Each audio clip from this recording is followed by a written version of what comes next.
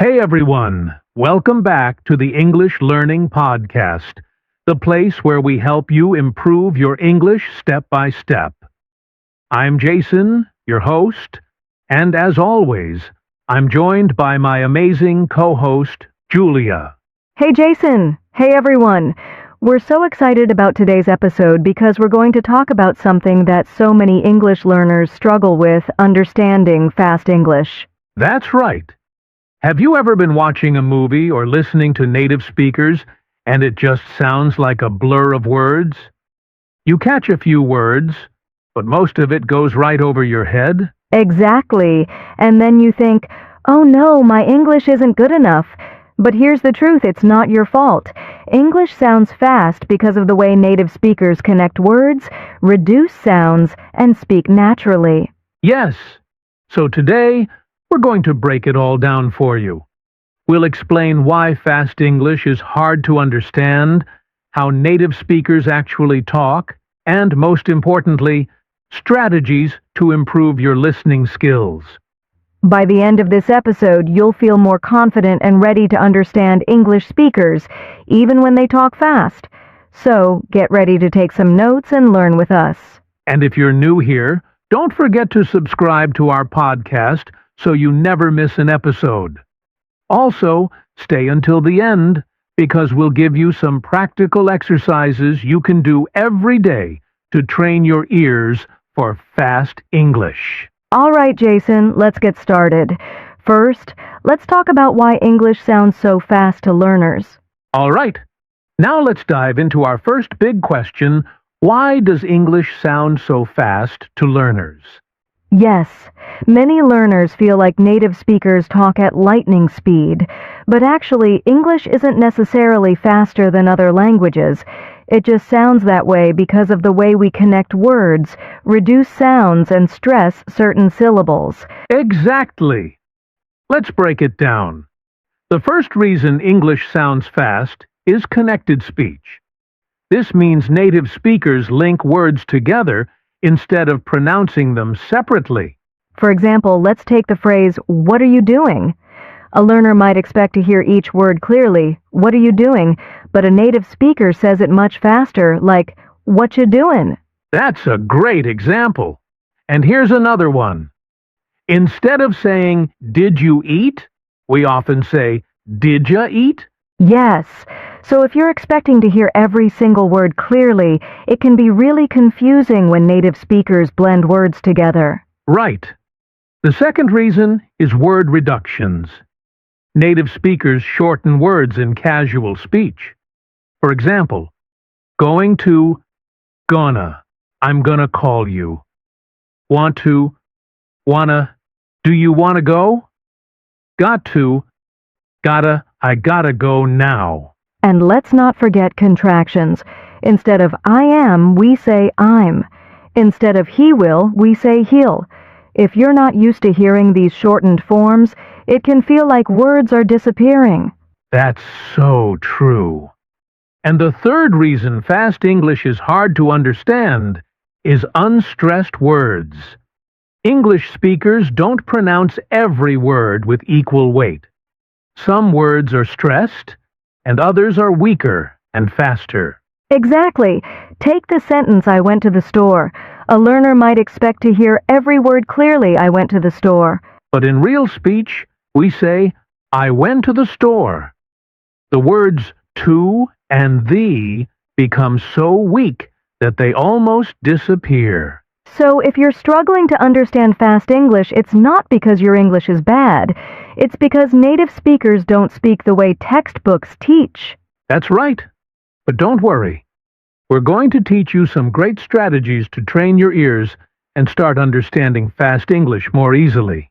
Yes. Coming up next, we'll talk about the common features of fast English and how you can recognize them. Now that we know why English sounds fast, let's break it down even further. What exactly makes native English speech sound so different from textbook English? Great question, Jason. There are 3 major features of fast English that every learner needs to understand. 1. Linking sounds. 2. Word reductions. 3. Dropped sounds. Let's start with linking sounds. In English, words don't always stand alone, they connect to the words next to them. Right. A great example is turn it off. A learner might expect to hear each word clearly, turn it off. But in real speech, it sounds like turn it off. The words blend together. Yes, and here's another one, I need a nap. It often sounds like I need a nap. The words need and a connect so smoothly that the D sound blends in. That's a great example, and that brings us to the second feature, word reductions. Native speakers shorten common phrases all the time. Yes, instead of I am going to, we say I'm gonna. Instead of do you want to, we say do you wanna? And instead of what are you doing, we often say what you doing.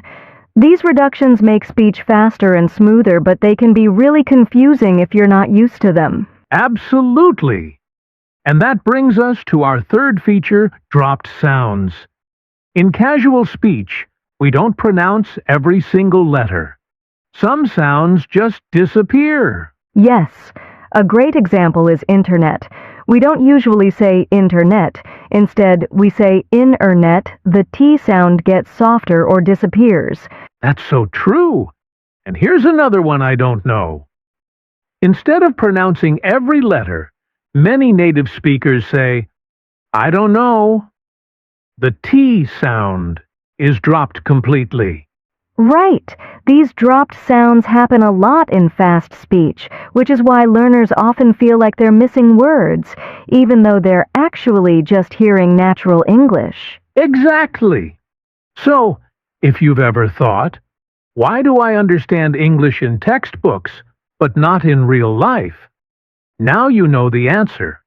It's because of linking, reductions, and dropped sounds. And don't worry, coming up next, we'll share powerful strategies to train your ears so you can start understanding fast English much more easily. All right. Now that we understand why fast English is hard to catch, and the common features of fast speech, it's time for the most important part, how to train your ears to understand fast English better. Yes. If you've ever felt frustrated because you can't catch every word in a conversation, don't worry. We have some powerful strategies that will help you improve your listening skills. Absolutely. Let's go step by step. Strategy 1, train with slow, then fast speech. Yes, start by listening to clear, slower English, and then gradually increase the speed. For example, if you're listening to a podcast or watching a YouTube video, first play it at 0.75x speed. Then, after you understand it, listen again at normal speed. That's a great way to train your ears to recognize fast speech. And here's another trick. Many platforms like YouTube and Netflix allow you to slow down or speed up audio. Exactly. All right, here's strategy 2. Listen and read at the same time. This is so important. When you listen with subtitles or transcripts, your brain connects what you hear with what you see. It helps you recognize linking, reductions, and dropped sounds in real speech. Yes, you can do this with podcasts, audiobooks, or even TV shows. First, listen with subtitles, then try listening without subtitles to test yourself. Love that. Okay, moving on to Strategy 3 shadowing.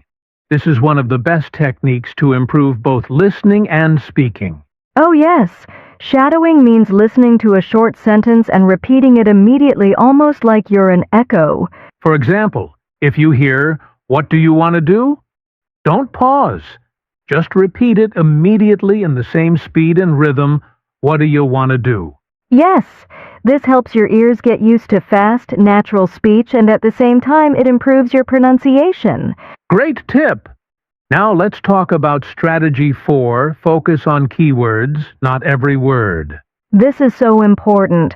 Many learners try to understand every single word, but native speakers don't always pronounce every word clearly. Instead, focus on the main words in a sentence. Right! If someone says, "Do you want to grab some coffee later?" don't try to hear every single sound, just focus on the important words, "want a coffee later." That's enough to understand the meaning.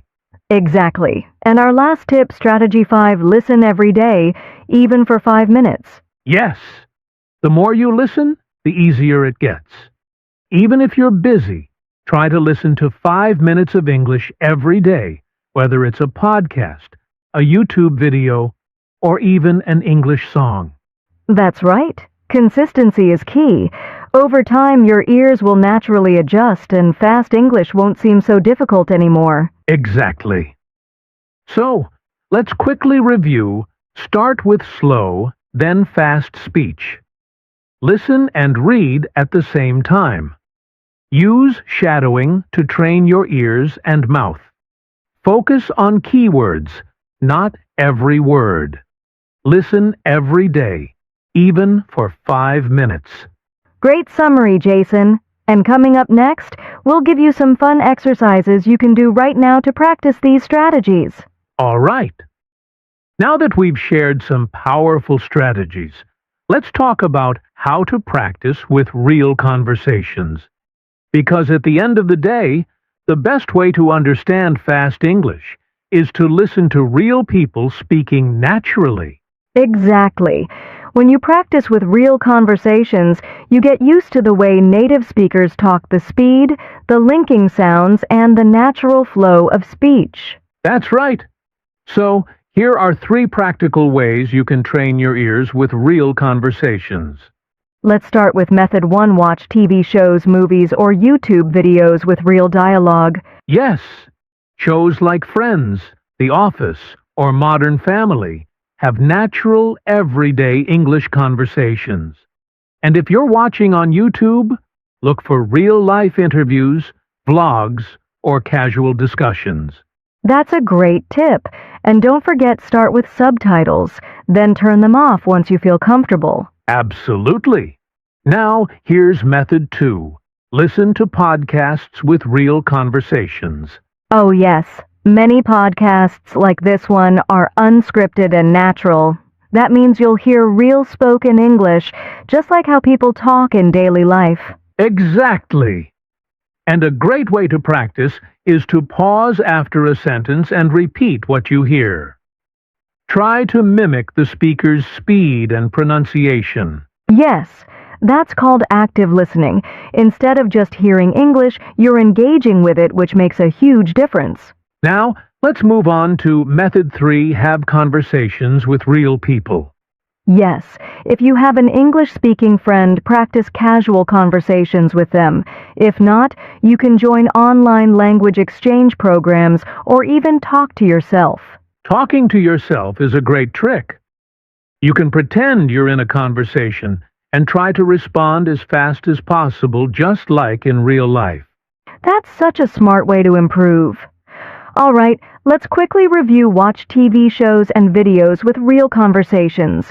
Listen to podcasts with natural speech practice, speaking with real people, or even yourself. Exactly. And coming up next, we'll share some common mistakes learners make when listening to fast English, and how to fix them. Stay with us.